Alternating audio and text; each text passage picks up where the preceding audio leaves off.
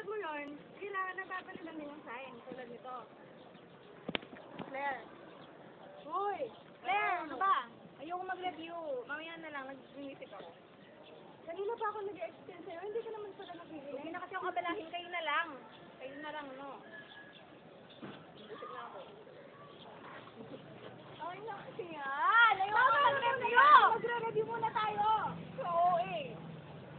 Balik niyo yung cellphone ko. Bukas na nga ang test periodical test natin sa math. Eh, hindi mo pa kasado ang formula. Anong gagawin mo pag nag-test tayo? Wala kang mga alam eh. Oo nga. At saka nakipag-fit na sa amin na dapat wala tayong makuha line of 7 this third grading. Don't tell me, sumusuko ka na. Ayoko na. Ayoko nang mapasa. Ayoko na lahat. Ayoko na. Tinatamad na ako. Saka di ko naman nagigets yung mga tinuturo ko. Pare-parehas. O, tuloy. Ayun kaya nakakaintindi. Eh, paano hindi mo naman nililintindi yung sinasabi namin? Ina-explain naman namin na mabuti, hindi ka naman nakikinig. Paano mo mag-gets nun?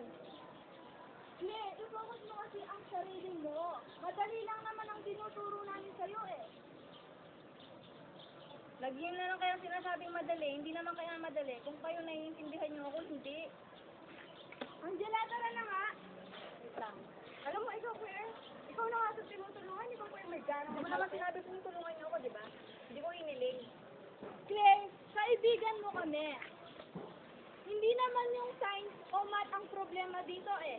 Ikaw at ang sarili mo. Bahala ka nga dyan. Yung bag mo, nakalimutan mo.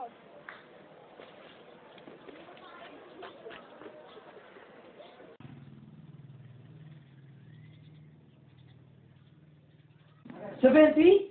$70 yung grade mo sa math? Tapos yung iba? 75, 78, 79? At yung ito yung pagpapalaga mo? 80? Wala ka ba talaga na magandang magagawa sa buhay mo, Clint?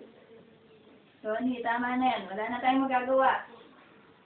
Ang present mo, hindi ka makakagraduate kung ganyan lagi ang performance mo sa school. Nagkikipag-away ka sa mga klase mo. Hindi ka nagpapas ng mga projects mo.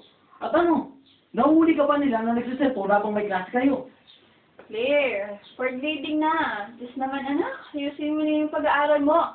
Sabi ng advisor mo, mahirapan daw silang hilayin yung grades mo kung nagpatuloy pa yan. Sinabi ko nga eh, huwag nang hilahin pa. Huwag nang bigyan ng second chance. Kung ganyan lang din, Claire, huwag ka na lang mag-aral. Aba, parang nagsasayo lang kami ng pera sa'yo. Eh di masaya.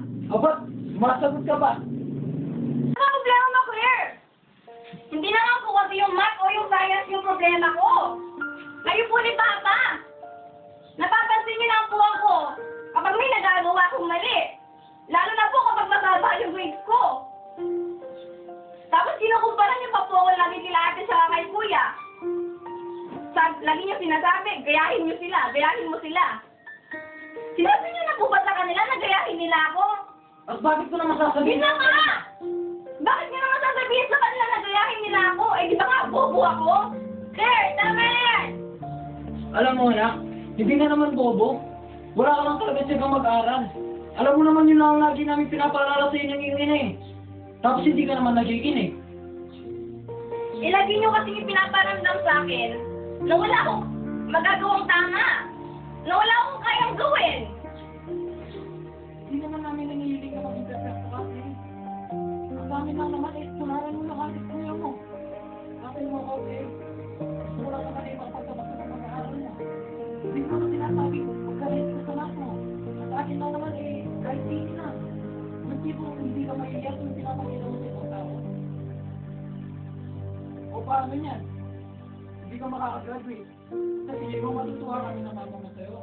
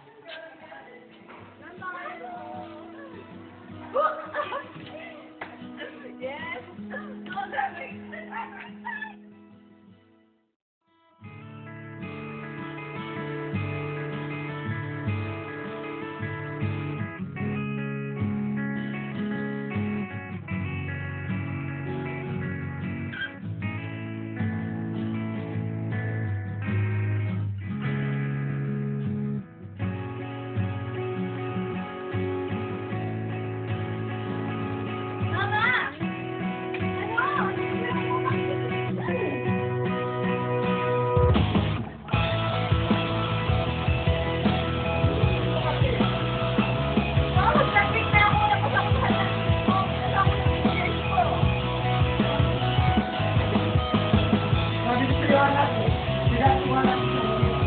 Kaya mo naman, di ba? Dalawa ni Mama. Sorry din kasi nakikipag-kompetensya ako sa yung dalawa ni Ate. Sorry. Makala niya sa akin, anak. Ang mas okay ka. Oo nga, basta maganda ang kalagayan mo, okay na rin kami. Okay, grab ka!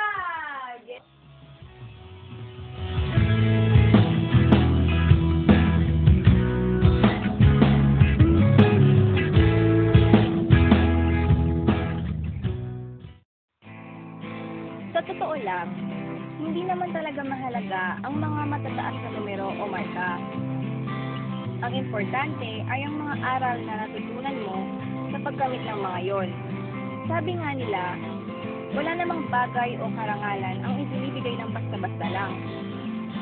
Lahat ng mga yon ay may kaakibat na pagsusumikap nang matupad ang mga minimitin natin.